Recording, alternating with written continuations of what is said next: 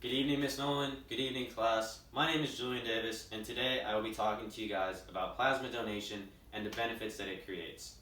Joined with me today is my family members, as well as my friend Brian, and they'll be serving as our audience for the remainder of our time together. Some of the things that I'll be talking about today, first is what is plasma, what it's composed of, and what it is defined as in terms of a biological standpoint. After this, I'll talk about the donation process and what steps are involved whenever you are out there donating plasma. After this, I'll go ahead and talk about how it is applied within our medical communities as well as pharmaceutical industries. I'll then go in and talk about ethical dilemmas as well as issues associated with plasma donation and the process. And lastly, I'll go ahead and wrap up with how important it is in a plasma donation as well as how much of an impact you are creating. Okay, so let's go ahead and start off. First with plasma. What is plasma? Plasma is one of the main components of the human blood. It totals to more than 55% of the blood volume, and when extracted, it is a yellowish color and liquid in form. Within the actual plasma, it contains many important subcellular components. This includes salts, enzymes, some red blood cells, as well as antibodies. Antibodies is an important point that I want to address, as we will touch on it later in an example. In the book Human Blood Plasma and Its Structures and Function by Johann Schlatter, he goes in depth on the anatomy as well as physiology of blood plasma. From this, we understand the versatility of human blood plasma and how much of a vital role it plays within the body in a physiological standpoint. Okay, now that we've talked about what plasma is, let's go ahead and talk about the donation process. Me, myself, as a college student, I found out about this through a couple of friends and found that you can actually make money by donating plasma. So, hearing the word money and free, or hearing the word free money, just by selling my body, I was like, okay, I'm in. So let's go ahead and walk through the steps. So the first step, let's say after we do this, after you watch this speech and you're so inspired from me and you want to go out and donate, the first step is locating the one closest to you. After you find your preferred one and one that's maybe closest to you, you gotta go there. The first, you'll bring some self-identification information as well as go through some medical history questionnaires just to ensure that you are fit and capable of donating plasma. Once you're finally in the seat, ready to go, they'll go ahead and sterilize whichever arm you selected to donate from, and they'll insert the needle. From this, blood will be drawn from your arm and it'll go through a machine called a plasmapheresis machine, shorthanded as PCS2.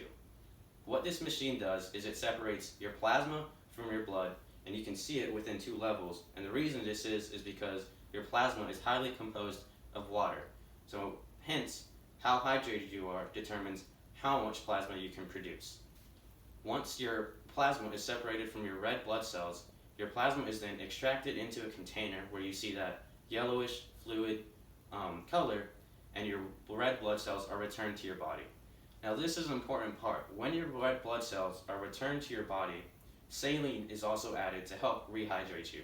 Saline is basically a mixture of electrolytes as well as water. This added with your red blood cells will help to rehydrate you, but this part is also really cold due to the fact that saline is stored and injected at a room temperature around 75 degrees when the human body maintains a temperature around 98.6. So at this point, I definitely recommend having a jacket or some type of blanket because it's pretty cold.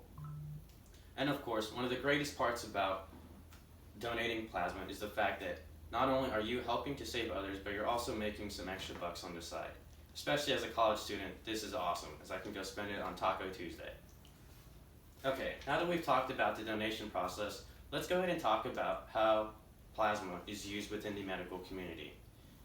Within the medical community, plasma is often seen as a huge opportunity due to the amount of information as well as variety that it can produce. Especially within pharmaceutical industries, they can use plasma donations to create vaccines as well as drugs. And in one example, one example from the Indian Times, a few of the doctors within there contracted coronavirus, successfully completed their quarantine time, and were cured from the virus. After their time, they urged that it was of importance for people who did survive the coronavirus to donate plasma. And this is where that point of antibodies comes into play.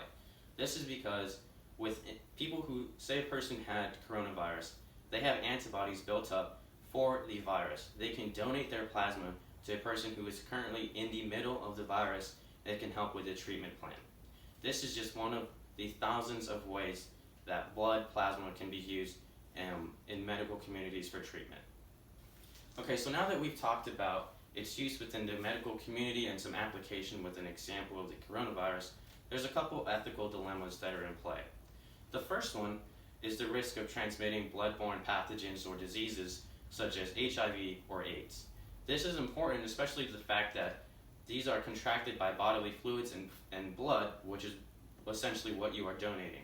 One of the ways that has combated this was through a study by Susan Gield. In this study, she explained how the advancements in DNA sequencing machines have helped to isolate and target donations that have been contaminated with these blood-borne pathogens such as HIV and AIDS, and these donations are voided, as well as the donor is contacted notifying them that their donation is no longer valid. This is an important ethical decision within plasma donation because of the fact that it is a high-risk area whenever donating blood. Another ethical concern is the fact that you are compensated for your donation. The main reason for this ethical dilemma, is because of the demographic that is often attracted because of the compensation. One of the reasons that this compensation is still going is because of the fact that it keeps the retention levels high, as well as a driving force for donations. Now that we've talked about some ethical dilemmas within plasma donation, let's go ahead and talk about importance. Of course, you are serving as a hero because of the fact that you are out there saving lives just by donating your blood. What you are doing is you are providing someone a resource that they themselves cannot create on their own. That alone should make you feel very proud of yourself. And so to wrap up, some of the things that I've talked about is what plasma is, what it actually is composed of, the donation process and how it's often cold getting the red blood cells back, an application with the coronavirus, some ethical dilemmas, as well as how important it is whenever you are donating. So now that you are properly informed of the plasma donation process and what it's all about, you can head out there and save some lives one donation at a time. Again, my name is Julian Davis. Here is my audience, and thank you for your time.